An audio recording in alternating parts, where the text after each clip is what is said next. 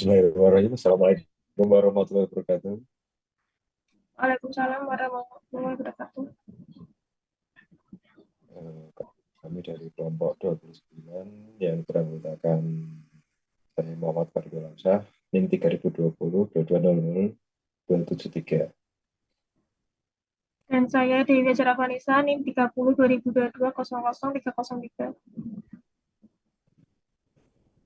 Dan ini adalah tugas profil tanah melintang dan perencanaan pondasi mata kuliah perencanaan pembangunan jembatan yang diambil oleh dosen Ibu Lisa Fitriana STMP. Ini kami ingin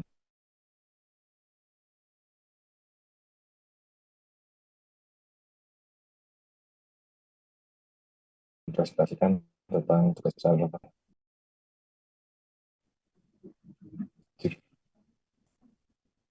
Berikut adalah lampiran BM1 dan ini adalah lampiran BM2.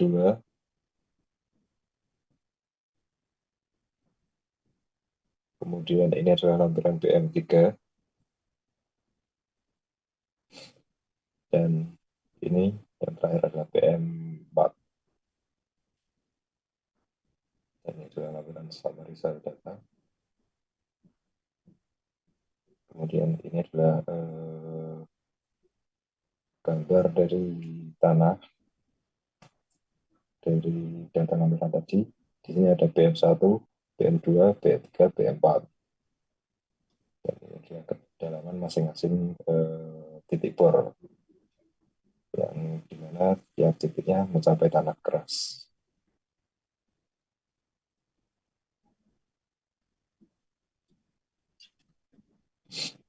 Kemudian ini adalah bab 1, analisa profil tanah melintang. Dari tugas sebelumnya kami mendapatkan data struktur, yaitu data perencanaan jembatan yang telah didiskusikan sebagai berikut.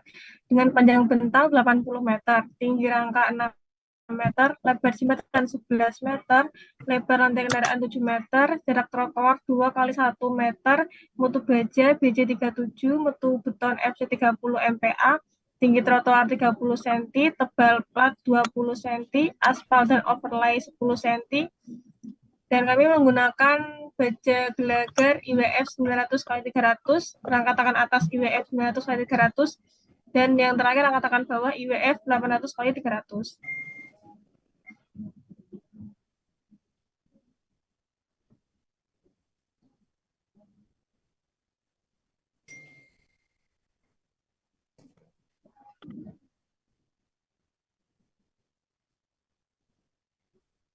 Hasil uji bor dari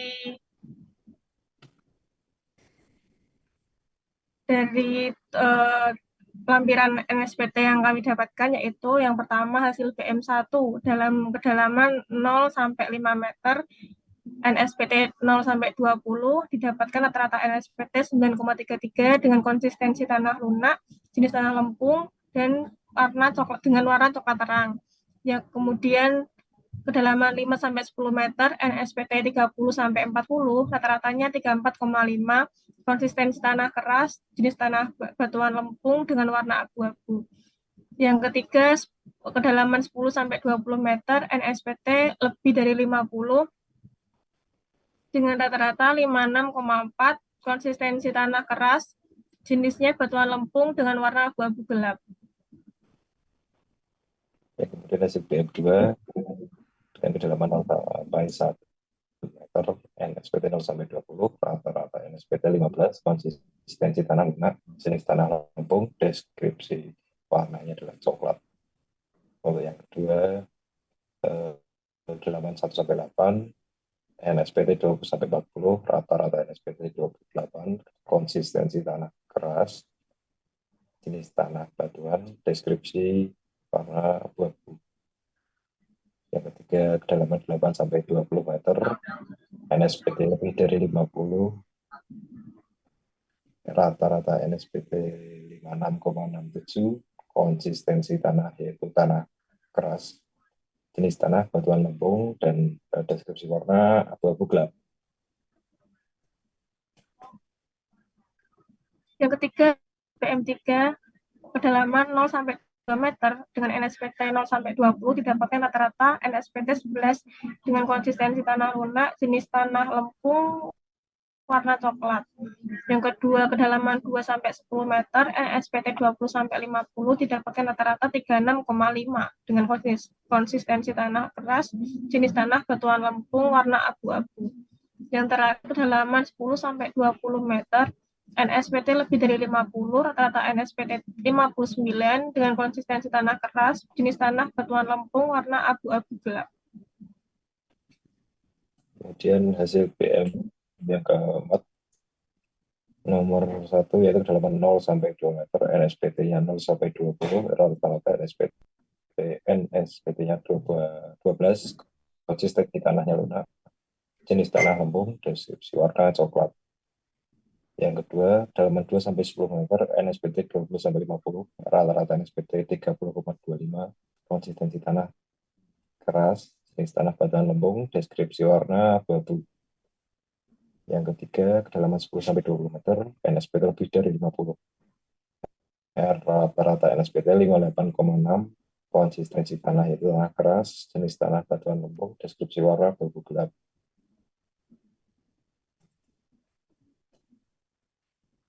Berdasarkan gambar NSPT 8 dan summary of soil-nya didapatkan kajian profil tanah melintang. Yang pertama yaitu jenis tanah pada proyek kampus lapangan geologi karena sambung di Kebumen adalah lempung dan batuan lempung. Yang kedua, dari 4 titik pengujian yaitu PM1, PM2, PM3, dan PM4 tidak ditemukan muka air tanah. Yang ketiga, elevasi dari 4 titik pengujian tidak sama, yaitu elevasi PM1 kurang lebih 1 meter, elevasi PM2 0 meter, elevasi PM3 0,75 meter, dan elevasi PM4 5 meter. Yang keempat, tanah keras dapat ditemukan pada kedalaman PM1 12 sampai 20 meter, PM2 10 sampai 20 meter, PM3 12 sampai 20 meter, dan PM4 12 sampai 20 meter. Sehingga dapat disimpulkan bahwa rata-rata tanah sangat keras itu dengan NSPT lebih dari 50 ditemukan pada kedalaman 12 sampai 20 meter. Kemudian kajian hasil uji tanah, yang pertama masuk grain size rata-rata, kerikil 1,78%, pasir 6,83%, lanau 51,61%, lempung 40,46%. Kemudian nilai pi rata-rata adalah 31,12 derajat. Nilai GS atau specific gravity rata-rata adalah 2,45.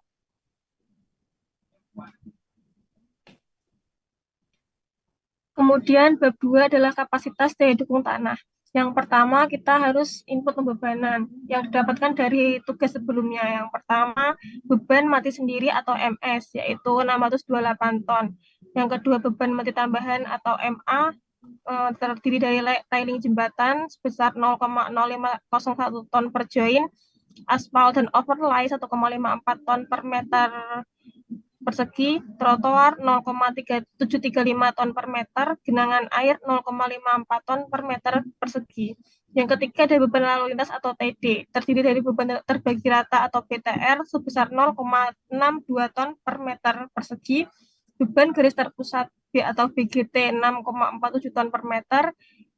Yang keempat ada beban truk atau TT sebesar 66 ton. Yang kelima beban pejalan kaki atau TP 0,5 ton per meter. Yang keenam beban rem atau TB 0,352 ton per join. Yang ketujuh ada beban angin atau EWS terdiri dari angin tekan 1,21 ton per join, angin hisap 0,6 ton per join. Yang kedelapan beban angin kendaraan atau EWL 0,21 kN per meter. Yang kesembilan beban gempa atau EQ yang dihitung otomatis dengan SAP, dan yang terakhir gaya akibat temperatur seragam atau EUN sebesar 27 mm.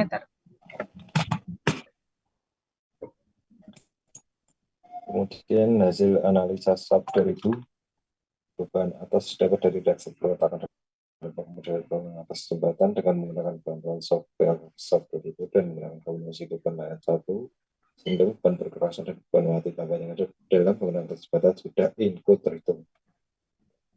Jenis dan lokasi perletakan sendi sisi A gaya yang bekerja adalah 470,8 ton. Sendi sisi B, gaya yang bekerja adalah 418,9 ton. Roll sisi A, gaya yang bekerja adalah 406,1 ton. Roll sisi B, 436,5 ton. Total beban yang bekerja pada perletakan sendi yaitu 1.289,76 ton. Total pekerja yang bekerja pada perletakan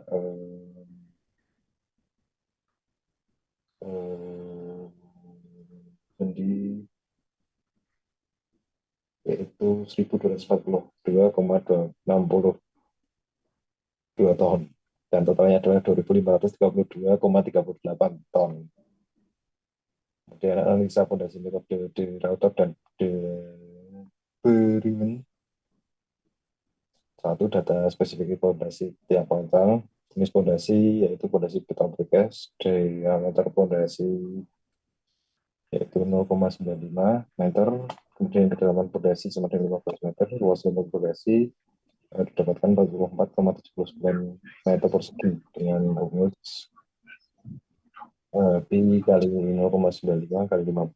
Kemudian untuk luas penampang didapat 0,709 meter persegi dengan rumus per 4 pi kali 0,95 kuadrat. Keliling tiang didapat nilai 2,98 meter dengan rumus pi kali 0,95. Berat volume ton yaitu 2,5 ton per meter kubik. Data tanah didapatkan dari lampiran SPT proyek hasil grid size rata-rata tadi sudah disebutkan. Kemudian di sini ada analisa fondasi metode Soile dan Castello, tahanan ujung limit atau GB. Soile dan Castello menyarankan cara empiris untuk menghitung daya dukung ujung tiang dalam tanah pasir dengan mempertimbangkan penurunannya. Dari hasil uji beban tiang, 16 tiang, Soile dan Castello menyarankan hubungan antara FP, kedalaman penetrasi tiang, L, dan diameter D, serta sudut gesek dalam tanah, seperti yang ditunjukkan dalam gambar di bawah ini. Tanah ujung ultimate dinyatakan oleh persamaan GB sama dengan AB kali B. Dengan keterangan GB sama dengan tahanan ujung ultimate dengan satuan kilonewton, AB yaitu luas penampang ujung tiang meter persegi, FB yaitu tahanan ujung satuan kilonewton per meter persegi, L yaitu kedalaman penetrasi tiang satuan meter, dan D diameter tiang satuan meter. FB bisa dicari dari gambar grafik di atas, yaitu grafik tahanan ujung satuan meter tiang dalam tanah menurut Coyle dan Castello.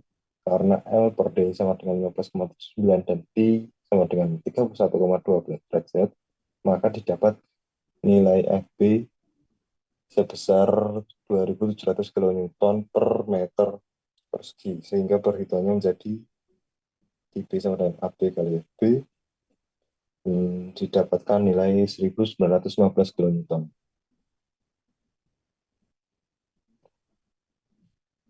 Selanjutnya adalah penentuan QS atau tahanan gesek ultimate. Tahanan gesek ultimate dihitung dengan persamaan QS sama dengan AS kali FS. Dengan QS sama dengan tahanan gesek ultimate satuan kilonewton, AS luas selimut tiang, FS tahanan gesek satuan tiang, satuan kilonewton per meter persegi, Z sama dengan L per 2 satuannya meter, D sama dengan diameter tiang satuannya meter. FS bisa dicari dari gambar grafik di atas, yaitu grafik tahanan gesek satuan tiang dalam tanah menurut Coyle dan Castello. Karena Z per D sama dengan 7,895 dan P sama dengan 31,12 derajat, maka didapat nilai Fs sebesar 14 kN per meter persegi. Seperti yang sudah saya gariskan pada grafik di atas tadi. Sehingga perhitungannya menjadi CS sama dengan AS kali FS, sama dengan 44,79 meter persegi kali 14 kN per meter persegi, sama dengan 627 kN. Yang terakhir yaitu mencari limit. Rumusnya adalah QU sama dengan QB plus QS min WP. Dengan nilai WP didapat dari L kali AB kali berat volume beton. WP sama dengan volume tiang kali berat volume beton dengan satuan KN kilonewton, QU sama dengan kapasitas dukung ultimate neto satuan kilonewton, QS sama dengan tahanan gesek ultimate satuan kilonewton, QB sama dengan tahanan ujung ultimate satuan kilonewton, AB sama dengan luas penampang ujung tiang satuannya meter persegi. Dan alfa sama dengan faktor adhesi ditentukan berdasarkan gambar. Sehingga perhitungannya menjadi WP sama dengan L kali AB kali berat volume beton. Sama dengan 15 kali 0,709 kali 25 sama dengan 265,9 kilonewton. Kemudian didapat nilai QU sama dengan QB plus QS min WP sama dengan 1915 ditambah 627 dikurangi 265,9 sehingga didapat nilai QU sama dengan 2276 kilonewton. Kemudian kita mencari nilai QL sama dengan QU per SF sama dengan 2276 kilonewton per 3 sama dengan 758,6 kilonewton. Apabila ditabelkan perhitungan di atas, maka hasil perhitungannya dapat dilihat pada gambar tabel berikut. Tahanan ujung ultimate didapat dari Pi sama dengan 31,12 derajat diambil dari lampiran SPT data proyek, L per D sama dengan 15,779, FB sama dengan 2.700 kilonewton per meter persegi dari grafik Coyle dan Castello sehingga didapat nilai QB sama dengan 1.915 kilonewton. Yang kedua QS Z sama dengan L per 2 sama dengan 7,5 meter, Z per D sama dengan 7,895, Pi sama dengan 31,12 derajat, Fs sama dengan 14 kilonewton per meter persegi didapat dari grafik Coyle dan Castello sehingga didapat nilai QS sebesar 627 kilonewton per meter persegi. Yang kemudian kapasitas dukung ultimate neto atau QU WP sama dengan 265,9 kilonewton dari rumus di atas, QU sama dengan 2276 kilonewton dari rumus di atas juga. Yang keempat, daya dukung izin atau QL sama dengan QU per SF didapat nilai 758,6 kilonewton. Kemudian yang kelima, faktor aman terhadap peletakan sendi didapatkan nilai 2,558, lebih kecil dari 2,5 sehingga struktur aman. Yang terakhir, faktor aman terhadap peletakan roll 2,701 lebih besar dari 2,5 sehingga struktur dapat dinyatakan aman. Kemudian dianalisa daya dukung kelompok fondasi metode Converse Labrat dengan N jumlah tiang dapat dicari dari P per QL didapatkan 2,28 dan dibulatkan ke atas dihasilkan angka 3.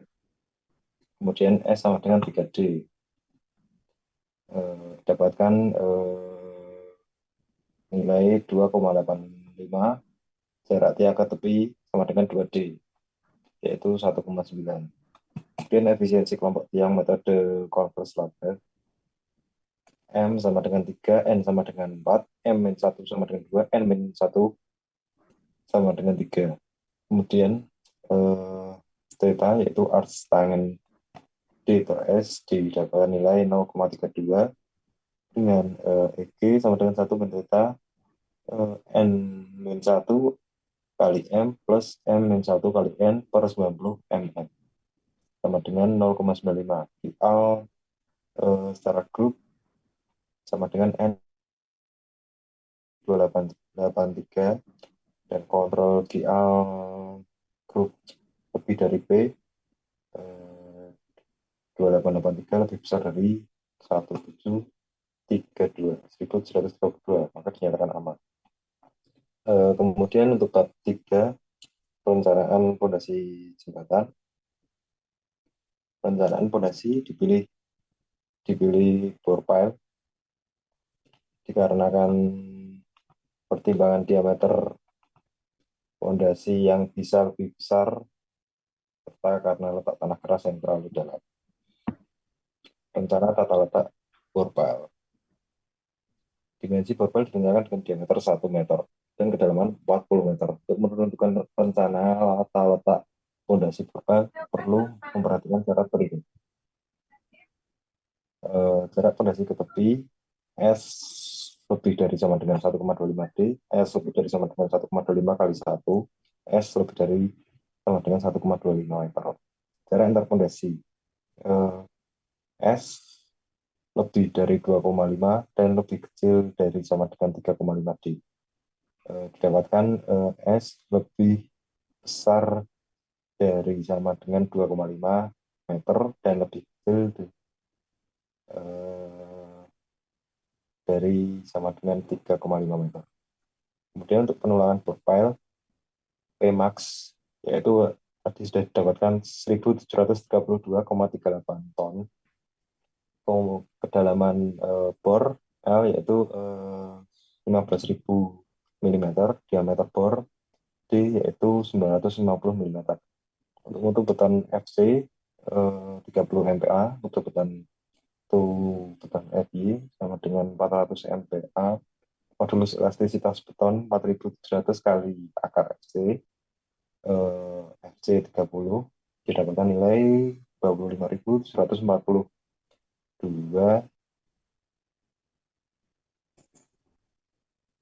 25.742,96.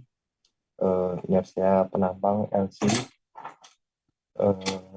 P sama dengan P per 64 kali D pangkat 4, dapatkan nilai 3,99 kali 10 pangkat 10. Untuk tanah berpasir nilai sama K1 sama dengan 550 MPa, didapatkan nilai 8.684,21.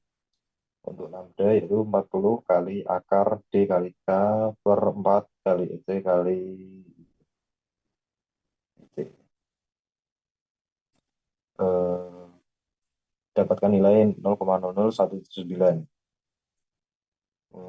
Untuk E sama dengan 0,322 per lambda, didapatkan nilai 0,179 meter. Emax sama dengan Pmax kali E. Didapatkan nilai 311,59 ton meter. Momen per meter panjang atau M ultimate sama dengan Mmax per Z. 311,59 dibagi 40. Didapatkan nilai 20,77 ton meter dan dikonversi menjadi 207.730.177 mm.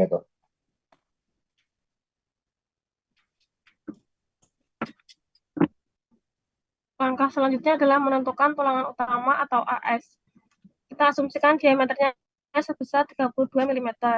Tebal selimut P sama dengan 100 meter, terdapat pada buku seri beton 4 Gideon. Tebal potongan H 1000 mm, lebar B 1000 mm. Tinggi efektif D sama dengan H min P min setengah diameter utama sama dengan 1000 min 100 min 16 didapat nilai 884 mm. MU sama dengan 20,77 ton meter, RU sama dengan MU per BD kuadrat sama didapat 0,266. Romin sama dengan 1,4 per FY sama dengan 1,4 per 400 sama dengan 0,0035. Kalau perlu sama dengan 0,85 dikali FC per FY 1 min akar 1 min 2 kali Rn per 0,85 kali FC. Didapatkan nilai 0,001. Sehingga kita ambil nilai terbesar yaitu 0,0035. AS sama dengan Rho kali D kali B sama dengan 0,0035 kali 1000 kali 884 sama dengan 3094 mm persegi.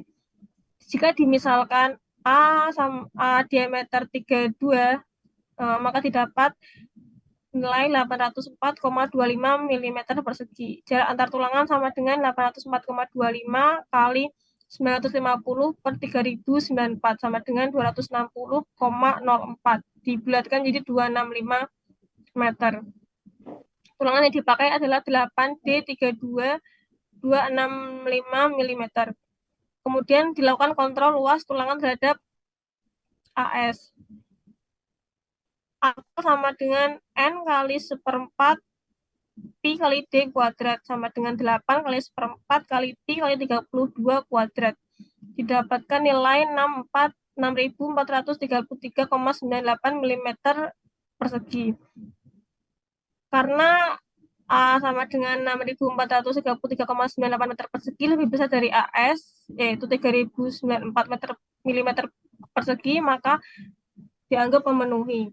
Kemudian jumlah tulangannya dicari dengan rumus N sama dengan 1000 min 2 kali P min 2 kali setengah diameter utama dikali Pi per 100 sama dengan 1000 min 2 kali 100 min 2 kali 16 kali Pi per 100. Didapatkan nilai N sama dengan 24,12.